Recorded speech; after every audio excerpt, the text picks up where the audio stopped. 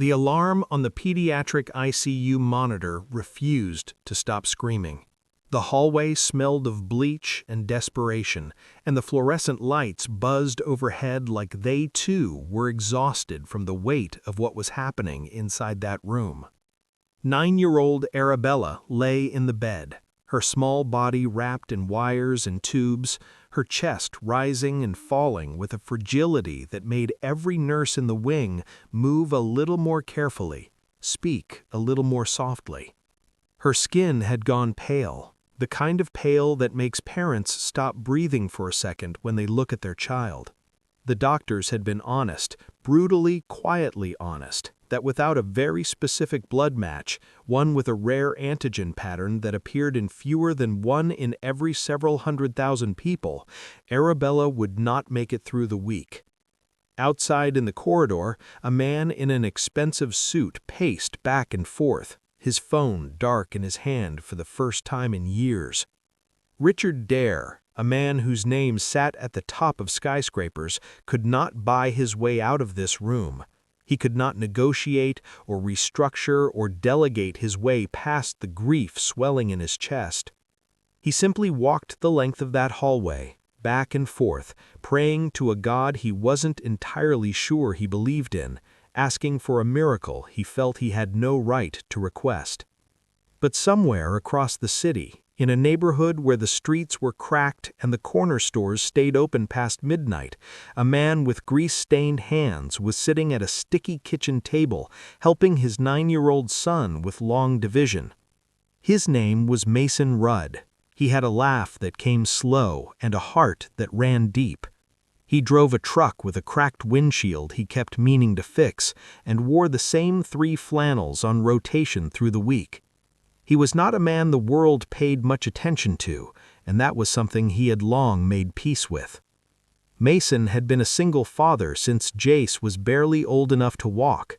He didn't talk about it often, the way grief had quietly moved in and rearranged everything after Jace's mother passed, but it lived in the small things. The way he made an extra pancake on Sunday mornings and set it on a plate he didn't touch.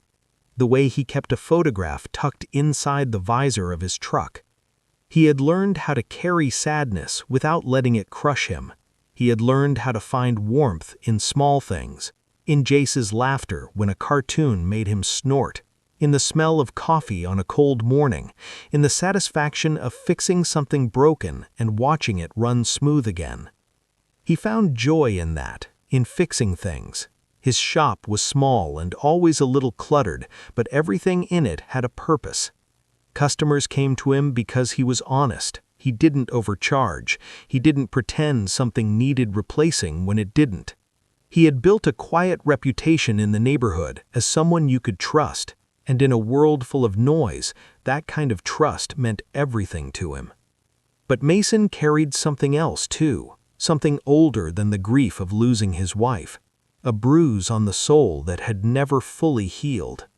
Years before, when he had worked as a skilled contractor for a high-end development firm, he had briefly crossed paths with a world he didn't belong to.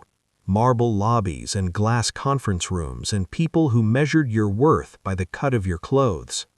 He had been good at his work, he knew that. His supervisor had known it, but it only took one afternoon to undo years of quiet dignity. He had been called into a boardroom to discuss a project proposal, tools in hand, blueprints under his arm, ready to work. And standing at the head of that long table was Elena Dare. Sharp eyes, sharp voice, a talent for making rooms feel small. She had looked at Mason the way some people look at a stain on the carpet, not with anger, just with the kind of dismissal that is somehow worse than anger. She had laughed. Not a small laugh, a real one, loud enough for the whole room to hear, as she called him warehouse trash and a charity case, and asked with theatrical confusion why someone had let him through the door. Mason had walked out of that building carrying a box of his things and the sound of her laughter behind him. He had driven home in silence. He had sat in his truck for a long time before going inside. He hadn't cried, he wasn't that kind of man. But something in him had tightened that day, and it had taken a long time to loosen again. Still, life moved forward. It always does, and Mason moved with it. One bright afternoon, on a rare, slow Tuesday, he drove himself to a blood donation clinic a few blocks from the shop. He had been donating for years, quietly, the same way he did everything, without announcement, without expectation. He donated because it made him feel useful in a way that had nothing to do with money or recognition. Because somewhere, someone he would never meet might be having their worst day, and his blood in their veins could make it less terrible. That was enough for him. He filled out his forms. He rolled up his sleeve. He cracked a small joke with the nurse that made her smile, and then he sat back and let the needle do his work. He didn't know that at that exact moment a database somewhere was running a search, didn't know that his profile had just come up as a near-perfect match for a critically ill child across town. Didn't know that the odds of finding someone with his exact blood type and antigen pattern were vanishingly small, and the search had been running for 3 days without a result. When the clinic coordinator came to him with a quiet voice and careful words and explained that a little girl might die without a donation from someone who matched his profile, Mason looked at her for a moment and then simply said, "Tell me where to go." He didn't ask whose child it was. He didn't ask what hospital. He didn't negotiate or hesitate. He just asked for the address and said he could be there within the hour. At the hospital, the mood had shifted into that heavy, suspended state that only exists when something critical is about to happen. Elena Dare stood behind a glass partition, arms crossed tightly over her chest, watching the door. She had not slept in 3 days. Her hair, usually sculpted with precision, was pulled back roughly. She was wearing clothes she had grabbed without thinking. All the armor she wore in the world, the designer suits, the composure, the sharp words, none of it was available to her here. She was just a woman who loved her niece and was terrified of losing her. Then the door opened. She noticed the posture first, then the jawline. Then when he turned slightly under the fluorescent light, she saw the face, and the past rushed back like cold water. Mason Rudd.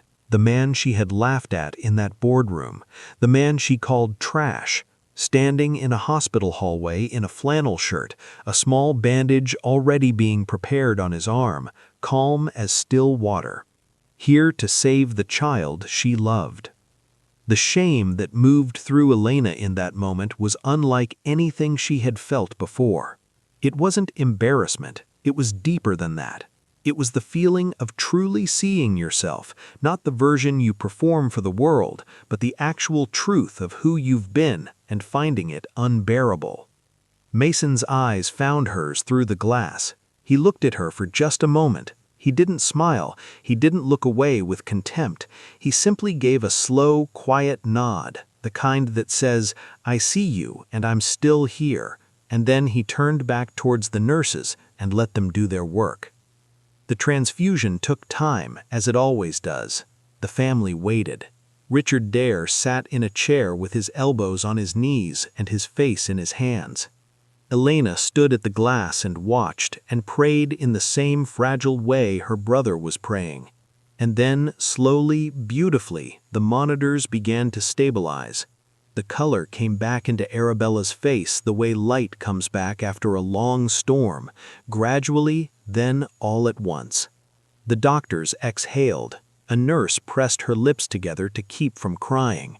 The room filled with the kind of quiet relief that is too large for words. Mason slipped out while the family was still absorbing what had just happened. He signed his paperwork at the front desk, folded his copy, put it in his back pocket, and walked towards the exit. He moved without fanfare, the same way he had arrived. By the time Elena turned around, he was already gone. She stood at the door of the hospital in the late afternoon sun and felt emptier than she had ever felt in a boardroom full of victories. For days, she tried to return to her life, to the meetings and the calls and the strategy decks, but she couldn't stop seeing his face, couldn't stop hearing her own voice from years ago, loud and careless in that boardroom. She had spent a decade building a version of herself that didn't apologize, that didn't look back, that kept moving at all costs, and it had made her successful, yes, but sitting in her quiet apartment at 2 a.m, she understood with total clarity that she was not well, she was not whole.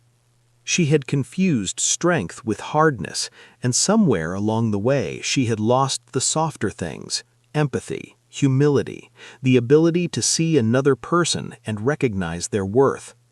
She found his shop through a business listing. She drove there on a Saturday morning and sat outside in her car for almost 20 minutes before she went in. She wasn't wearing the armor, no blazer, no heels, just jeans and a hoodie she had owned for years and never wore in public.